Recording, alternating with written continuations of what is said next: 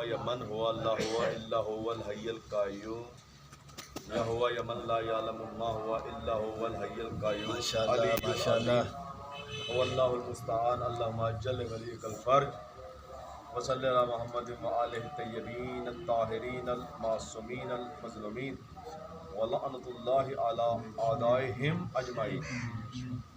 अम्मा बाद फ़क़द क़ाल हक़ सुब्हानहु फ़ी मुहकम किताबिहिल मजीद बिस्मिल्लाहिर रहमानिर रहीम इन्ना नहनु नुहयिल मौता व नक्तुबु मा क़द्दमू व आसारहum व कुल्ल शैइन अहसैनहु फ़ी इमामिन मुबीन। अल्लाहुम्मा सल्लि अला मुहम्मद व आलि मुहम्मद। परवरदिगार आलम शहज़ाद कायनात की सल्तनत के सदक़े में मोहम्मद वाले मोहम्मद के रूह के सदक़े में हमारे वली खुदा हुज्जत खुदा इमाम ज़माना का जल्ज़ा हमें हुज्जत खुदा वली खुदा की विलायत पर साबित करना। एक लम्हे करोड़वें हिस्से के लिए भी आले मोहम्मद की विलायत व मोहब्बत तो मुअद्दत व इश्क व मार्फत और उनकी नुसरत से मालिक हमें दूर न फरमाए। हमें ऐसा सच्चा मुलाई मुहिब अहले बैत मालिक बना दे जैसे कि हमारे मालिक और हमारी वारस और हमारी हुज्जत को पसंद। मालिक ये दुआ का सिलसिला अपनी बारगाह में कबूल और मंजूर फरमाए। हमारा शुमार मेरे मौला हमारे नासरी अपने नासरीन में अपने मुंतज़रीन में अपने पाक व पकीज़ा पुर जलाल और पाक व पकीज़ा लश्कर में फरमा। मेरे मौला हमारे पास सवाए दुआ के अलावा ग़ैबत के ज़माने में क्या है। ये पाक मजलिस ये महफ़िल दुआ की जो तेरी पाक बारगाह की ज़हूर की खातर हमने सजाई हुई है अपनी पाक बारगाह में कबूल हो। मेरे मौला हमारी हकीर सी कोशिश अपनी मुक़द्दस बारगाह में रिया में शामिल न फरमा बल्कि मुक़र्रबीन में शामिल। मोहम्मद वाले मोहम्मद की इज़्ज़त अज़मत के सदक़े में जो जो इस दुआ के लिए यहाँ तशरीफ़ फरमा रहे हैं मालिक इस दुआ के सदक़े उन सब की दुआएं कबूल हो। या रब्बा मोहम्मद वाले मोहम्मद सल्लल्लाहु अलैहि मोहम्मद वाले मोहम्मद व अज्जल फ़रज आले मोहम्मद या रब्बा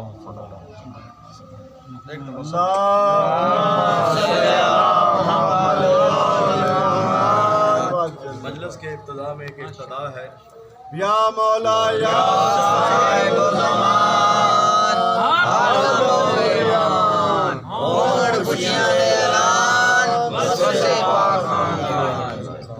पहली इब्तिदा तो ये है कि ये 9 सफ़र मजलिस के आप सब बानी हैं, ठीक है। इसमें ये नहीं कि मैं या नजब या कोई, इसमें हमारी ख़ानदान जितने भी बोर्ड फैमिली है हर बच्चा इस मजलिस का बानी। तो हर एक की कोशिश ये होनी चाहिए कि बानी सबसे पहले होता है मजलिस में, बानी मजमे से पहले ज़ाकिर सबसे पहले होता है। कोशिश नहीं, हर सूरत आपने ये अपने ऊपर वाजिब करना है कि 9 सफ़र वाले दिन 8 बजे मजलिस इंशाअल्लाह शुरू हो जाएगी। जितने पढ़ने वाले हैं, क्योंकि इस मजलिस में पढ़ने वाले इसलिए ज़्यादा होते हैं कि मैं ख़ुद मौला का छोटा सा मदा ख़ान हूँ, ज़ाकिर हूँ, तो वो ताल्लुक़ वास्ते की वजह से जितने भी मौला के ज़ाकिरीन आते हैं तो उनकी कोशिश होती है कि यहाँ हाज़िरी दें। और मजलिस के फ़ौरन बाद जो होता है वो आपको पता है शबी ज़ुलजना ज़ंजीर ज़नी जुलूस पाक होता है।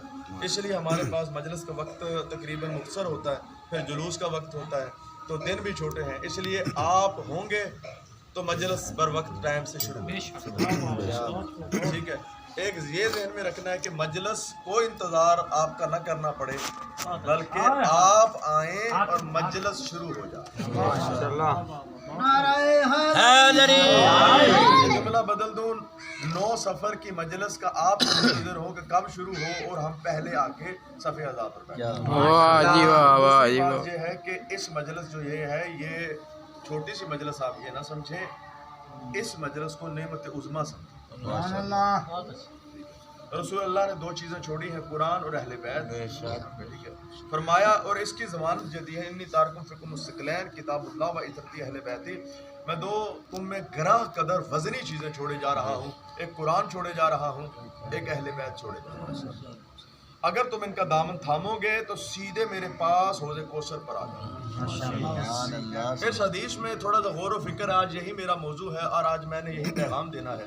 बाबा शाह जी मौला सादात को आबाद शाद रखे, सबका पंजतन सैयद दादा सैयद बाबा शाह जो सदर महफिल है और मौला के चाहने वाले बैठे हुए हैं।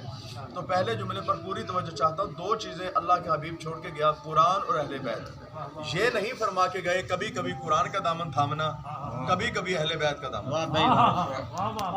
अगर ये कह के गए हैं تو پھر کبھی کبھی ذکر پر آنا چاہیے، کبھی کبھی نہیں آنا چاہیے، کبھی کبھی یا علی کہنا چاہیے، کبھی کبھی یا علی نہیں کہنا، کبھی کبھی حسین حسین مولا کہنا چاہیے، کبھی کبھی مولا حسین کا نام نہیں لینا چاہیے۔ جب یہ فرما کے گئے ہیں دو چیزیں چھوڑ کے جا رہا ہوں، قرآن اور اہل بیت، ان کا دامن ہر وقت تھامے رکھنا، اور یہ دامن تھامو گے تو سیدھے یہ تمہیں حوض کوثر پر جنت میں میرے پاس لے آئے۔ بے شک نعرہ حیدری یا علی بڑا پیغام تھا اور پوری توجہ چاہتا ہوں۔ اور پھر بولو آگے بولو علی لال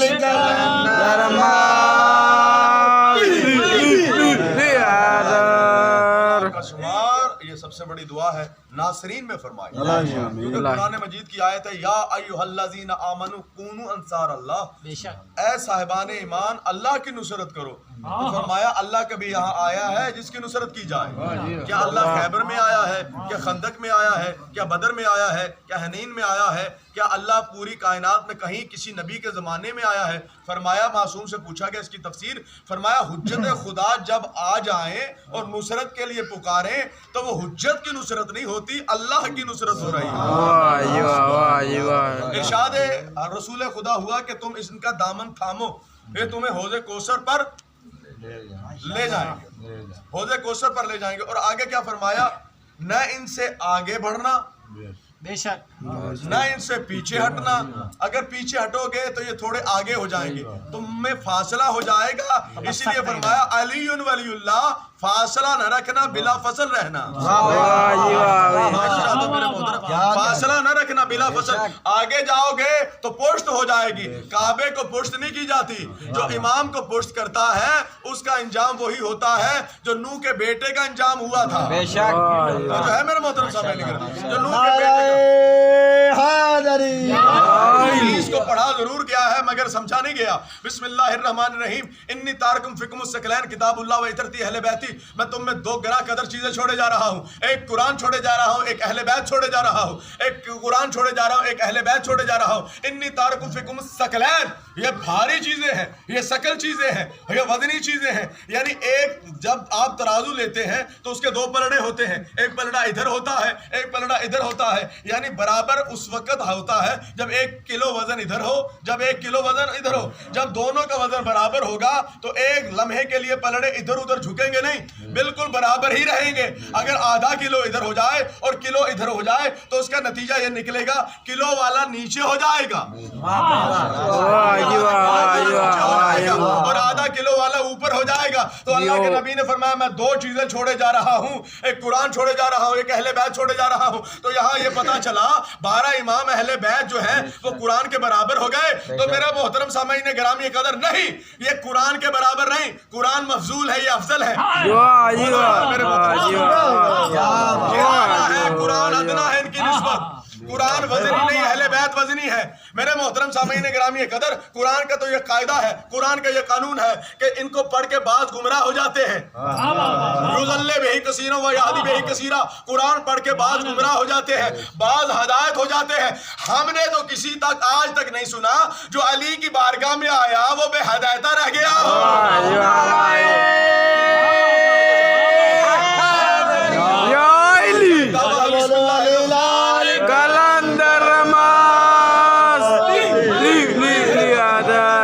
سمجھنا آپ کا کام، ایک ایک جملے پر آج پیغاماتی مجلس ہے اور یقیناً میں ہر مجلس ایک پیغام دینا چاہتا ہوں ایک مجلس میں، کیونکہ یہ خاص مجلسیں ہیں، خاص پیغام ہے۔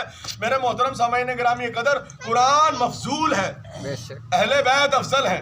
اب یہ تو نہیں 12 قرآن ایک پلڑے میں ہو جائے تو وہ برابر ہو جائیں گے۔ ڈھونڈو وہ قرآن کون ہے جو 11 کے مقابلے میں ایک جیسا قرآن ہے۔ سامعین گرامی قدر، نیا جملہ ہے، ساری تقریر ایک طرف، یہ جملہ ایک طرف ہے، وہ قرآن کون ہے؟ تو عرفا اور علماء ربانین نے اس قرآن کا تعارف کروایا ہے جو حجت امام زمانہ ہوتا ہے، وہ ناطق ہوتا ہے، باقی چپ ہوتے ہیں۔ اگر نہیں سمجھے تو مزید آسان کر دوں، رسول اللہ کے زمانے میں مولا علی خاموش تھے، مولا علی کے زمانے میں مولا حسن خاموش تھے، مولا حسن کے زمانے میں مولا حسین خاموش تھے، مولا حسین کے زمانے میں مولا زین العابدین خاموش ہیں۔ اب 11 کے 11 امام خاموش ہیں، ناطق وہ امام ہے جس کی شاہی میں آپ رہ رہے ہیں، जियो जियो माशाल्लाह। जिसकी नियाबत में पूरी कायनात चल रही है, जिसकी नियाबत में ईसा भी पीछे होगा। मोहम्मद सैयदादे ने अभी शेर पढ़ा था कि नबियों के सुल्तान पीछे होंगे और अल्लाह का हुज्जत खुदा इमाम ज़माना आगे नमाज पढ़ रहा होगा। तो आखिर वजह क्या है? फरमाया अहले बैत दो शकल हैं, दो गरा की कदर चीजें हैं। एक तरफ 11 के 11 खड़े होंगे, एक तरफ इमाम ज़माना खड़े होंगे। तो इसीलिए अल्लाह को कहना पड़ा कुरान में बिस्मिल्लाहिर्रहमानिर्रहीम बक़ियतुल्लाह खैर लकुम इन कुंतुम मुमिनीन। अल्लाह के एक बकिया है जिसमें मोमिनीन के लिए खैर ही खैर है। फरमाया वो बकिया कौन सा है? एक बंदा एक दुकान के पास जाता है और कपड़े वाले से कहता है मुझे कपड़ा दिखा, वो कहता है ये देख। कहा इससे आला दिखा, वो कहता है ये है। कहा इससे आला दिखा, वो कहता है ये है। आखिरी थान दिखा के कहता है ये मेरे पास बकिया है, इसके अलावा मेरे पास इसके अलावा आला है ही नहीं है। अल्लाह ने पहली हुज्जत मोहम्मद को भेजा, फिर मौला अली को भेजा, फिर मौला हसन को भेजा। यानी 11 हुज्जतों के बाद अल्लाह ने कहा बक़ियतुल्लाह खैर लकुम इन कुंतुम मुमिनीन, मेरे पास इसके बाद कोई बकिया है ही नहीं है।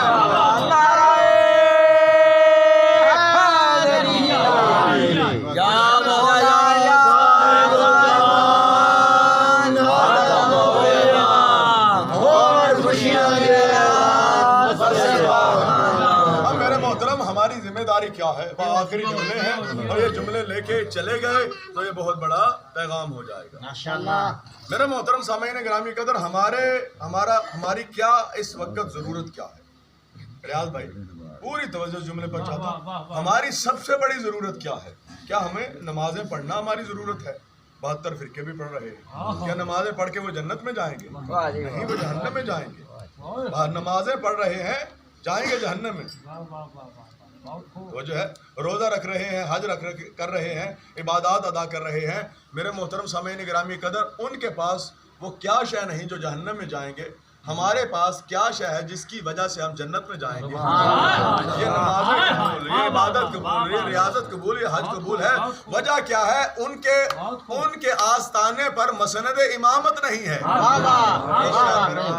हमारे पास अल्लाह ने एक नहीं 12 के 12 ताजवर अता फरमाए हैं, अकलीम इमामत अता फरमाए हैं। माशाअल्लाह भी मोहम्मद, आखिरी भी मोहम्मद, सारे के सारे मोहम्मद हैं। मेरे मोहतरम सामीन गिरामी कदर, इसीलिए नमाज में जब हम ज़ियारत पढ़ते हैं तो एक फिक्रा कहते हैं अस्सलामु अलैका ये शरीकुल कुरान। इमाम इंसान जैसा नहीं, बोलते कुरान जैसा। नारे तकबीर, अल्लाह अकबर, नारे रिसालत, नारे गिरामी कदर, वो जहन्नम में जा रहे हैं कि उनके पास इमाम का दामन नहीं है। हम मुस्कुराते हुए जन्नत में जा रहे हैं। वजह क्या है? दामने इमाम थामा। सुभान अल्लाह। लेकिन यहाँ एक शर्त, क्या कहने, सुभान अल्लाह। हाँ मेरे मोहतरम सामीन गिरामी कदर, नबी के साथ किसी ने नहीं उठना। कुरान की आयत कह रही है नदू कुल्ला अनासम बे इमामिहिम, हर शख्स ने अपने इमाम ज़माना के साथ मेरा पैगाम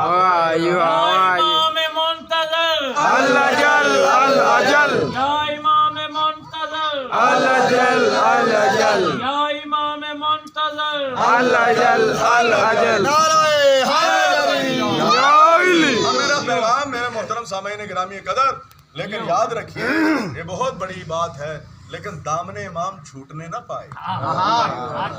अगर दामने इमाम छूट गया तो किया का किया धरा रह जाएगा, कोई फायदा ना रहेगा जिंदगी में गुजारने का। मेरे मोहतरम पूरी तवज्जो इस जुमले पर, मगर शर्त यह है कि हम इमाम को ढूंढे, इमाम को तलाश करें। मैं यहाँ में हमारा मजमा बैठा हुआ है, मैं मुर्शिदाबाद की मिसाल आपको देना चाहता हूँ। हमारी अगर एक मुर्गी गुम हो जाए ना, जिसे हम अपनी जुबान में कुकड़ी कहते हैं, मुर्गी गुम हो जाए तो जिसकी मुर्गी गुम होगी वो आस पास के 25-30 घरों में ढूंढेगा, उस घर में जाएगा, उस घर में जाएगा, उस घर में जाएगा। मुर्गी को तलाश करने के लिए ना मिलेगी तो चैन नहीं आएगा, बददुआएं देना शुरू कर देगा कि यार मेरी मुर्गी को खा गया, मुर्गी नहीं मिल रही, सुकून नहीं मिल रहा। आखिर मिलेगी तो सुकून आएगा। जुमला बहुत बड़ा था, मेरे मोहतरम सामीन गिरामी कदर, मुर्गी के लिए तो इतना लोग परेशान होते हैं, और जिसके लिए अल्लाह ने कायनात बनाई, क्या उसे भी कभी ढूंढा है? بہت خوب نعرہ حیدری کیا اسے بھی کبھی تلاش کیا ہے؟ بڑی اچھی میرے محترم سامعین گرامی قدر، جو حقیر سا پرندہ ہے، جو حقیر تھا میرے محترم سامعین گرامی قدر، جس کی کوئی قیمت نہیں ہے، اور وہ امام جو کائنات عالم عالم کا مالک ہے، ماشاءاللہ پالنے والا ہے، جزال نخلیہ، میرے محترم سامعین گرامی قدر رسول خدا کا ایک صحابی ہے۔ رسول خدا جب مدینہ میں تشریف لائے نا، پوری توجہ چاہتے ہیں ان جملوں پر، میرے محترم سامعین گرامی قدر، کوئی یہاں اس مجلس میں آئے یا نہ آئے، آپ اپنے اوپر واجب ہے سمجھیں کہ اگر آپ یہاں ہیں تو پھر آپ پر آنا واجب ہے۔ یہ پیغام ہے، کوئی آئے نہ آئے، وہ نہیں آتا ہم کیوں جائیں، وہ نہیں آتا تو اپنی بلا سے جہاں مرضی جائے، لیکن تم دامن امام اس وقت تھامو گے جب دعا کی مجلس ہوتی ہے۔ میرے محترم بابا جی، ایک جملہ ہے کہ مرشد سائیں جعفر الزمان نے فرمایا کہ ہم نے تو اپنا رانجھا راضی کرنا ہے۔ جو اپنے مولا کو خالی دعا بھی نہیں دے سکتا، وہ مولا کے لیے جان کیسے دے سکتا؟ صدقہ پنجتن مولا حسن عسکری نے اس حدیث کے مقابلے میں، تارکم فیکم الثقلین کے مقابلے میں ایک حدیث پڑھی ہے۔ وہ کیا حدیث ہے؟ وہ اوپر لکھی ہوئی ہے۔ فرمایا جو میرے لال کی غیبت، اے احمد ابن اسحاق، میرے لال کی غیبت اتنی طولانی ہو جائے گی کہ ہر شخص گمراہ ہو جائے گا، فقط وہی بچے گا جو میرے لال کی ولایت پر ثابت قدم رہا ہو اور ان کے لیے دعائیں ظہور کرتا ہے۔ میرے محترم سامعین گرامی قدر، ہماری ذمہ داری کیا ہے؟ جزال نخلیہ صحابی رسول ہے، مکے سے مدینے جب ہجرت ہوئی، پوری توجہ اس جملے پر چاہتا ہوں، ہجرت ہوئی تو سرکار کھجور کے تنے پر بیٹھ کے خطبہ دیا کرتے تھے، کھجور کے تنے پر بیٹھ کر خطبہ دیا کرتے تھے۔ اچھا میرے محترم سامعین گرامی قدر، ایک رومی غلام آیا، اس نے مسکرا کے فرمایا ممبر بنانے کا میں ہنر جانتا ہوں۔ میرے محترم سامعین گرامی قدر، نوبیہ عورت تھی، نام میں اس کا نہیں لینا چاہتا، اس نے کہا اچھا اس سے بڑھیا کیا بات ہوگی کہ وارث ممبر جب ہے تو پھر ممبر کیوں نہیں بناتا؟ لکڑی کو ملایا گیا، لکڑی کو دستیاب کیا گیا، لکڑی کے ذریعے اعلیٰ ممبر بنایا گیا۔ رسول اللہ کا ہاتھ بھولے تو نہیں، کہاں بیٹھ کے خطبہ دیتے تھے؟ کھجور کے تنے پر بیٹھ کے خطبہ دیتے تھے۔ اب رسول اللہ کے لیے بڑھیا اعلیٰ ممبر بنایا گیا، اللہ کے حبیب نے وہاں بیٹھ کے خطبہ دینا شروع کیا۔ جب خطبہ دے ہی رہے تھے، اچانک کسی بچے کی رونے کی آوازیں آئیں، اور اتنی سخت رونے کی آوازیں آئیں کہ دھاڑ دھاڑ کی آوازیں بلند ہونے لگیں، تو رسول خدا سمجھ گئے تھے کس کی رونے کی آوازیں آ رہی ہیں۔ میرے محترم سامعین گرامی قدر، سارے صحابہ نے دیکھا، کوئی نظر نہ آیا، فرمایا وہی کھجور کا تنا رو رہا ہے جس پر بیٹھ کر میں خطبہ دیا کرتا تھا۔ صحابہ نے پوچھا رو کیوں رہا ہے؟ فرمایا اس لیے میرے فراق کی وجہ سے رو رہا ہے، میں نے اسے وہاں چھوڑا اور ممبر پر بیٹھ گیا، یعنی اس نے میرا فراق محسوس کیا تو رونا شروع کر دیا، فراق محسوس کیا تو رونا شروع کر دیا۔ اب میرے محترم سامعین، سرکار نے ممبر چھوڑا، وہاں جا کے تنے کے اوپر ہاتھ پھیرا اور اسے چپ کروایا، کہا میں تبلیغ وہاں کروں گا، تیرا اجر و ثواب ضائع نہ ہوگا، تیرا اجر و ثواب ضائع نہ ہوگا۔ اب پڑھنا میرا کام، سمجھنا آپ کا کام، یعنی نبی کے فراق کو اگر تنا محسوس کرتا ہے، محمد اس کی طرف چل کے جاتے ہیں۔ اگر تو فراق کو محسوس کرے گا تو وقت کا محمد پردے سے چل کے تیرے پاس آ جائے گا۔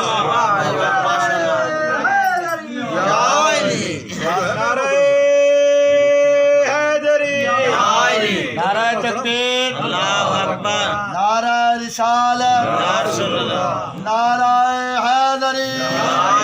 آخری جملہ ہے اور پوری توجہ چاہتا ہوں تاکہ بیان مکمل ہو جائے، کلام مکمل ہو جائے اور یہاں آنے کا مقصد مکمل ہو جائے۔ تو میرے محترم سامعین گرامی قدر، اب آگے آئیے، آگے کیا ہے؟ نبی خدا کا ایک غلام ہے جس کا نام ہے جناب سبحان۔ بہت اچھے، کیا ہے؟ جناب سبحان ہر وقت وہاں دور بیٹھ کے نبی کی محفل میں روتا رہتا ہے، نبی کو دیکھتا رہتا ہے اور وہاں بیٹھ کے روتا رہتا ہے۔ غلام ہو تو ایسے، دل و جان قربان ہو تو ایسے غلاموں پر ہو۔ نام اس کا ہے کیا؟ سبحان۔ جناب سبحان کو نبیوں کے سلطان نے بلا کے فرمایا تو روتا کیوں ہے؟ اس نے عجیب جواب دیا، جو سن رہا اور مجلس میں بیٹھا ہے، جس کے دل میں ولایت آل محمد ہے، وہ محسوس بھی کرے گا اور بولے گا بھی، تو روتا کیوں ہے؟ کہا یا رسول اللہ مجھے آپ کی وجہ سے رونا آتا ہے۔ کہا کیوں رونا آتا ہے؟ کہا میں بہت لمبی سوچ میں پڑ جاتا ہوں، کبھی آپ کہیں ہوتے ہیں، کبھی آپ کہیں ہوتے ہیں، آپ کی مجھ سے غیبت ہو جاتی ہے، میں آپ کے چہرے کو دیکھنے کے لیے تڑپتا رہتا ہوں، اس لیے روتا ہوں آپ کو دیکھ کے کہیں یہ چہرہ مجھ سے غائب نہ ہو جائے. آگے والا جملہ سنو گے تو آگے والا جملہ اس سے بلند ہے. تو پھر اللہ کے نبی نے فرمایا تو اتنی محبت کرتا ہے؟ کہا ایک وجہ سے اور بھی مجھے رونا آتا ہے. کس وجہ سے رونا آتا ہے؟ یا رسول اللہ جو آپ کا عاشق ہے وہ جہنم میں تو جائے گا نہیں. بابر شاہ جی سادات کے لیے جملہ, جو آپ کا عاشق ہے اور اہل بیت کا محب ہے وہ جہنم میں جائے گا نہیں. پھر روتا کیوں ہے؟ فرمایا یقیناً آپ مالک جنت ہیں, آپ کا درجہ جنت میں اعلیٰ ہوگا اور میرا درجہ ادنا ہوگا. میں بھی آپ کے صدقے جنت میں جاؤں گا, لیکن پھر بھی آپ سے غیبت تو ہوگا ہی. آپ دور ہوں گے, میں نیچے ہوں گا. آپ مالک ہوں گے, میں نوکر ہوں. آپ آقا ہیں, میں نوکر اور خادم عبد ذلیل ہوں. آپ مالک ہے پوری کائنات کے, لیکن وہاں بھی میں آپ کی زیارت نہ کر سکا. تو میں تو اس لیے روتا ہوں جس چہرے کو ایک لمحے کے لیے میں اپنی آنکھوں سے جدا نہیں سمجھ سکتا, تو آپ تو وہاں بھی مجھ سے دور ہو جائیں گے. مسکرا کے سچے نبی نے اسے اٹھایا, سینے سے لگا کے فرمایا یاد رکھ جو تیری طرح اور تو جس طرح محبت کرتا ہے تیری طرح کوئی ہم سے محبت کرے گا وہ قیامت کے دن ادنا درجے پر نہ ہوگا, ہمارے ساتھ ہمارے درجے میں ہی ہوگا. بولو نعرہ تکبیر, نعرہ رسالت, نعرہ حیدری. میرے محترم سامعین گرامی قدر, دیکھیے تمہارے مالکوں نے تمہارے لیے کیسے کیسے انتخابات کیے, کیسے کیسے انعامات تمہیں عطا فرمائے ہیں. آخری جملہ ہے میرے محترم, یہیں سے میں صاحب میں شروع کروں گا اور پوری توجہ چاہتا ہوں. نبیوں کے سلطان ایک دن مولا حسین علیہ السلام آ رہے ہیں. توجہ چاہتا ہوں, یہ فضائل کا جملہ ہے اور مصائب اس کے آگے جڑا ہوا ہے. پوری توجہ. صدقہ پنجتن سرکار, نبیوں کے سلطان خطبہ دے رہے ہیں اور خطبہ عام نہیں, وہ جمعے کا خطبہ ہے. ممبر پر صاحب ممبر بیٹھا ہوا ہے جس کے صدقے اللہ نے آسمانی اور زمینی مخلوق کے لیے ممبر بنایا. وہ نبیوں کے سلطان خطبہ دے رہے ہیں. اچانک آتے آتے میرے مولا حسین کا پاؤں ابا میں الجھا. نبی نے ممبر چھوڑا, خطبہ چھوڑا اور دوڑتے دوڑتے حسین کو اٹھایا. ساری تقریر ایک طرف, یہ جملہ ایک طرف. صحابہ نے کہا یا رسول اللہ ہم دائیں بائیں بیٹھے ہوئے تھے, ہم حسین کو اٹھا لیتے. آپ نے خطبہ چھوڑا, آپ نے ممبر چھوڑا اور دوڑ کے حسین کو اٹھایا. اب نبیوں کے سلطان نے فرمایا, مسکرا کے فرمایا مجھے عشق حسین میں پتہ ہی نہیں میں خطبہ دے رہا تھا یا کیا دے رہا تھا. یہ ہے معرفت. مجھے عشق حسین میں پتہ ہی نہیں چلا. پھر اٹھایا حسین کو اور مسکرا کے فرمایا حاذا حسین, یہ حسین ہے, اسے مانو ہی نہ اسے پہچانو بھی سے. امام زمانہ کو پہچاننا بھی ضروری, اسے پہچانو. فرمایا یاد رکھو جنگ بدر ہو چکی, اسلام کی پہلی جنگ جنگ بدر ہے, دوسری جنگ جنگ احد ہے. جنگ بدر ہو چکی. ایسے عالم میں میرے محترم سامعین گرامی قدر, مسکرا کے نبیوں نے فرمایا, نبیوں کے سلطان نے فرمایا جو جنگ بدر میں شہید ہوا ہے یاد رکھو یہ میرا لال 3 دن کا بھوکا پیاسا شہید ہو جائے گا. کربلا کے میدان میں 7 محرم کو پانی بند ہوگا, 10 محرم کو بھوکا پیاسا شہید ہو جائے گا. جو اس کی نصرت کرے گا یاد رکھو اسے شہدائے بدر کے ایک شہید کا ثواب نہیں ملے گا, اسے 70,000 شہدائے بدر کے شہیدوں کا ثواب ملے گا جو مولا حسین کی نصرت کرتے کرتے شہید ہو گئے. میرے محترم ہماری گردنیں حجت خدا پر شہید ہونے کے لیے بنی ہیں. ہماری گردنیں ہمارے شکم اعلیٰ اعلیٰ غذائیں کھانے کے لیے یا دنیا داری کے لیے نہیں بنے. ہماری گردن کا ایک ہی صرف اور صرف حق ہے کہ نصرت امام میں یا کٹ جائے یا جھک جائے. عزاداران مظلوم کربلا, ایسے عالم ایک دور صحابی بیٹھا ہے, نام اس کا ہے اخنف. بہت اچھا. کون ہے؟ جناب اخنف. میرے محترم سامعین یہ ہے رضوان اللہ تعالی اجمعین, یہ وہ پاک صحابی ہے جس نے اس دن سے کہا ہے دنیا تو چھوٹے چھوٹے ثوابوں کی غرض میں دوڑتی ہے, کائنات کے خزانے میں لوٹنے کے لیے بیٹھا ہوں. اس نے چھپ چھپ کے دعا مانگنا شروع کی, پالنے والے میرا شمار شہدائے کربلا میں کرنا, میرا شمار حجت خدا امام حسین کے ناصرین میں کرنا, نصرت کرنے والوں میں کرنا. عزاداران مظلوم کربلا یہ دعا مانگ رہا تھا کہ فوراً جنگ احد سر پر آ گئی. عزاداران مظلوم کربلا جنگ احد میں جنہوں نے اپنی قربانیاں اپنے سر نصرت رسول خدا اور نصرت مولا کائنات میں پیش کیے، وہ اعلین کی منزلوں میں پہنچ گئے، انہوں میں شہید ہوئے۔ تو نبیوں کے سلطان احد کے میدان میں گئے، جب احد کے میدان میں دیکھا اپنے صحابہ کو کہا جاؤ ان شہید ہونے والے صحابہ کو ڈھونڈ کے لاؤ۔ عزاداران مظلوم کربلا ہر ایک کا لاشا آتا گیا۔ جناب اخنف سر سے لے کر پاؤں تک زخمی ہو چکے تھے، ابھی کچھ جان رمق باقی تھی۔ نبیوں کے سلطان چلتے چلتے اخنف کے پاس پہنچے کہ اخنف تجھے مبارک ہو، تجھے خوشخبری ہو، تو شہدائے احد میں تیرا شمار ہو گیا ہے، تو عظیم منزل پر فائز ہو گیا ہے، تو اس پر راضی نہیں؟ جناب اخنف نے دم توڑتے کہا نہیں رسول اللہ، میں اس پر راضی نہیں۔ اللہ کے حبیب نے کہا اخنف کیا بات کر رہے ہو، کیا تیرا شمار شہداء احد میں ہونے والا ہے؟ کہا آپ کے نے خود ہی تو فرمایا تھا جو حسین آپ کے لال کی نصرت کرتا کربلا کے میدان میں شہید ہو جائے گا تو اس کا شمار بدر کے 70,000 شہیدوں کے برابر ہوگا۔ تو نبی نے یہ سنا، اس نے کہا پھر تیری خواہش کیا ہے؟ کہ میری خواہش یہ تھی کہ میرا شمار بھی حبیب کے ساتھ ہو، میرا شمار بھی جون کے ساتھ ہو، میرا شمار بھی حلال ابن نافع کے ساتھ ہو، میرا شمار بھی عزاداران مظلوم کربلا شہداء کربلا میں ہو۔ نبی ابھی سن رہے تھے، دوڑ کے قریب پہنچے، اس کا سر اس کے زانوں پر رکھا اور اس کے ماتھوں پر بوسوں کی برسات کرنا شروع کرے۔ اے میرے شہداء کربلا کے شہید، تو نے حسین کی نصرت کی بات کی ہے؟ مسائب شروع ہو گیا، ایک دکھیاری ماں آ گئی ہے رونے کے لیے۔ عزاداران مظلوم کربلا ان کے رونے کے دن ہیں جن کے پاس ایک رسی ہے 12 گلے ہیں۔ عزاداران مظلوم کربلا رونے کے لیے مصائب کی ضرورت نہیں ہے، مصائب تو مر جانے کے لیے ہوتے ہیں، رونے کے لیے اتنا کافی ہے ہائے حسین۔ عزاداران مظلوم کربلا بس محنت آپ کی زحمت تمام کی۔ عزاداران مظلوم کربلا اللہ کے نبی نے فرمایا اخنف تو نے خواہش کی ہے نا تیرا شمار شہداء کربلا میں ہو، اور میرا وعدہ اللہ کا وعدہ اخنف، میں وعدہ کرتا ہوں تو سن 61 ہجری میں زندہ بھی ہوگا، حسین کی نصرت بھی کرے گا، اور تیرا شمار شہداء کربلا میں بھی ہوگا۔ عزاداران مظلوم کربلا مصائب کا جملہ اس سے بڑی مصیبت کا کوئی جملہ نہیں ہے۔ عزاداران مظلوم کربلا 13 ضربے وقت اثر، شمر کے ہاتھ میں خنجر، بیویاں کہہ رہی ہیں اب میری ماں نے چکیاں پیس کے پالا ہے۔ عزاداران مظلوم کربلا ادھر مارنے والے ہیں، ادھر ایک غریب مرنے والا ہے، بعض بندے اللہ جانے کسی اور خیال میں بیٹھے ہوئے ہیں، جسے رونا نہ اپنے گناہوں کی معافی مانگے۔ عزاداران مظلوم کربلا وہ غریب عباس کے بازو اٹھا چکا ہے، قاسم کے ٹکڑے اٹھا چکا ہے، اونو محمد کے لاشیں اٹھا چکا ہے۔ عزاداران مظلوم کربلا اپنی بہنوں کی چادریں چھیننے جانے کا خوف دل میں لے رہ چکا ہے۔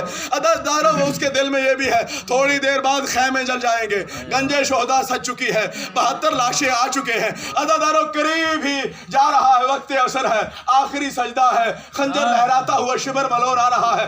ایسے عالم میں غریب نے کہا کوئی ہے جو اللہ راسی کی مدد کرے، کوئی ہے جو اللہ راسی کی مدد کرے۔ عزاداران مظلوم کربلا احد کے میدان میں فرشتہ آیا، قبر کو اپنے ہاتھوں سے دور کیا، کہا اخنف اٹھ، آج تجھے حسین بلا رہا ہے اور نصرت کا وقت آ گیا ہے۔